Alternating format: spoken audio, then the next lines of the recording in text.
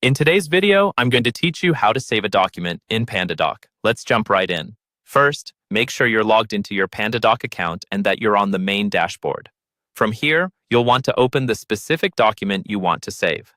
You can do this by finding it in your list of documents and clicking on its title.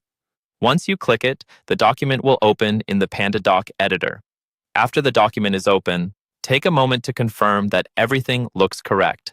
This is a good time to quickly scan through and make sure all the content, fields, and signatures are in place, because what you save to your computer is going to reflect exactly what you see on the screen. Now, look towards the top of the page, near the name of your document. Just below the document title, you'll see a menu that includes different options. In that top area, you should see an option labeled File. Go ahead and click on that. This is where Pandadoc keeps actions related to your document, like downloading, printing, and so on. Once you click on File, a drop-down menu will appear. In that menu, move your mouse to hover over the Download option. Don't click yet, just hover over it. When you hover over Download, Pandadoc will show you the different formats you can use to save your document to your computer.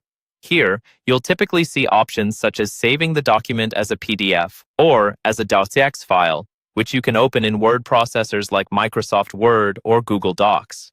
PDF is great if you want a final, non-editable version that keeps the exact layout.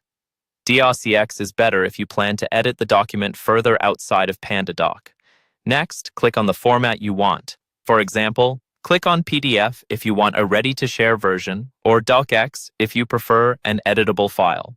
As soon as you select the format, your browser will begin downloading the file. Depending on your browser settings, it will either ask you where to save it, or it will automatically place it in your default Downloads folder. After the download finishes, open the file on your computer to confirm everything looks right. That's all there is to it. You've successfully saved your Pandadoc document to your device.